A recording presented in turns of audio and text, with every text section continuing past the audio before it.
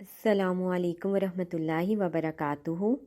رمضان کی فضیلت و اہمیت کے حوالے سے ہم کچھ آیات اور احادیث کو دیکھتے ہیں۔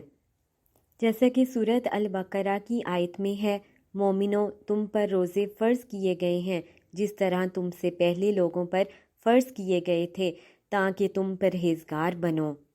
اب یہاں پر انسان کو غور کرنا چاہیے کہ فرض کہا گیا کہ اس میں کہیں بھی چھوٹ نہیں، لیکن افسوس ہے کہ آج نوجوان نسل صحت مند ہونے کے باوجود بھی بغیر کسی عذر سے روزے ترک کر دیتے ہیں۔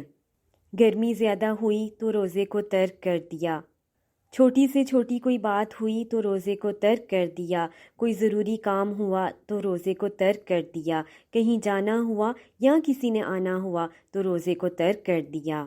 اس کی وجہ کیا ہے؟ اس کی وجہ یہی ہے کہ رمضان المبارک کا جو بابرکت مہینہ ہے اس کی فضیلت و اہمیت کے متعلق لوگوں کو آگاہی ہی نہیں۔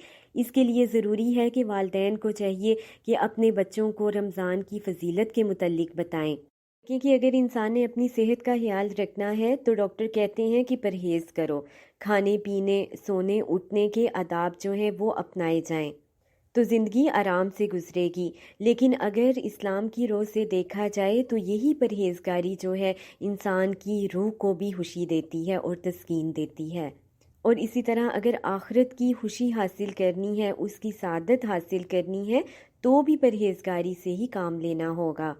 لہٰذا روزوں سے انسان کو پرہیز اور پرہیزگاری دونوں حاصل ہو جاتی ہیں، کیونکہ اللہ تعالیٰ بھی ہمیں یہی نصیحت کرتا ہے کہ تم پرہیزگار ہو جاؤ اور جو مقصد تمہاری تخلیق کا ہے وہ پورا ہو جائے، اور اس طرح انسان شکر گزاری کی طرف بھی آتا ہے۔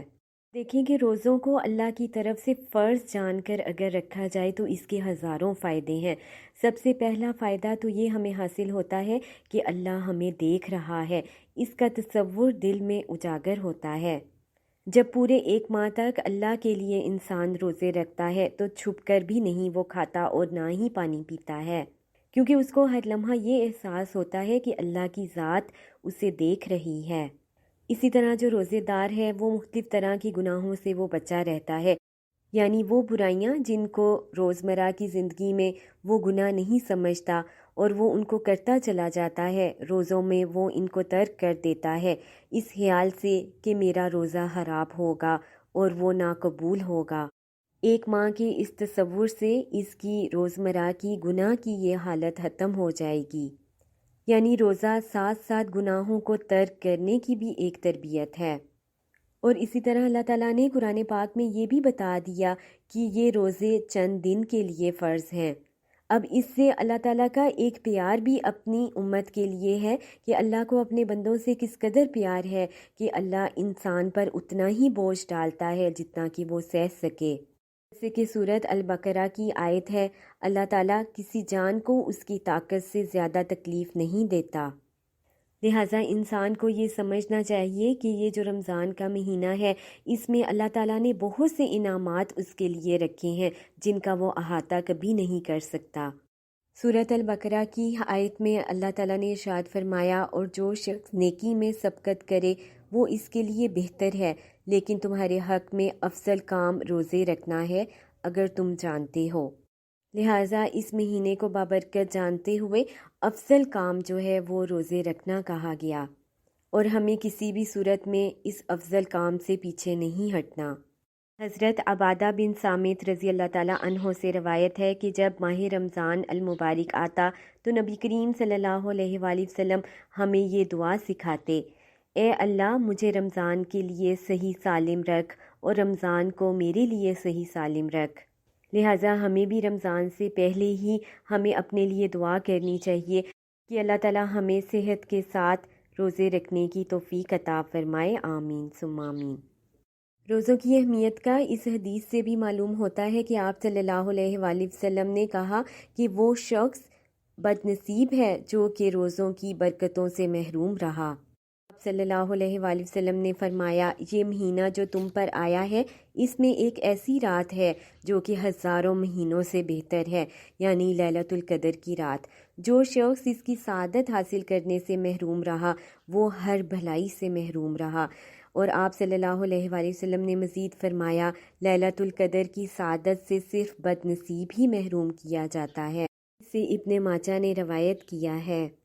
اسی طرح آپ صلی اللہ علیہ وآلہ وسلم نے فرمایا حضرت جبرائیل علیہ السلام میرے پاس آئے اور کہا اس آدمی کے لیے ہلاکت ہے جس آدمی نے رمضان کا مہینہ پایا اور اپنے گناہوں کی بخشش اور معافی حاصل نہ کر سکا۔ اسی طرح روزہ رکھنا جنت میں لے جانے کا باعث ہے۔ حضرت ابو امامہ باہلی رضی اللہ تعالی عنہ سے روایت ہے، میں نے رسول اللہ صلی اللہ علیہ وآلہ وسلم سے عرض کیا یا رسول اللہ صلی اللہ علیہ وآلہ وسلم مجھے کوئی ایسا عمل بتا دیں جو مجھے جنت تک پہنچا دے۔ رسول اللہ صلی اللہ علیہ وآلہ وسلم نے فرمایا تم روزے رکھا کرو اس لیے کہ یہ بے مثال عبادت ہے۔ رمضان میں افطاری کرنے کی بھی اس قدر فضیلت و اہمیت ہے کہ ہر افطار کے وقت اللہ تعالیٰ کی طرف سے بہت سے لوگوں کو جہنم سے آزادی کا پروانہ ملتا ہے۔ آپ صلی اللہ علیہ وآلہ وسلم نے ارشاد فرمایا اللہ تعالیٰ ماہ رمضان المبارک کی ہر رات 6 لاکھ لوگوں کو جہنم سے آزاد کرتا ہے، اور جب آخری رات ہوتی ہے تو گزشتہ آزاد شدہ افراد کے برابر لوگ ایک ہی رات میں آزاد کیے جاتے ہیں۔ اسے بہقی نے روایت کیا ہے۔ لہٰذا رمضان کی فضیلت و اہمیت کو جانتے ہوئے ہمیں رمضان کا بھرپور طریقے سے اہتمام کرنا ہے اور عبادت کا کوئی بھی موقع ہاتھ سے جانے نہیں دینا۔ اللہ تعالیٰ ہمارے روزوں کو، ہماری عبادت کو قبول و منظور فرمائے، آمین ثم آمین۔ سبحانک اللہم و بحمدک اشہد ان لا الہ الا انت استغفرک و اتوب الیک۔ السلام علیکم ورحمۃ اللہ وبرکاتہ۔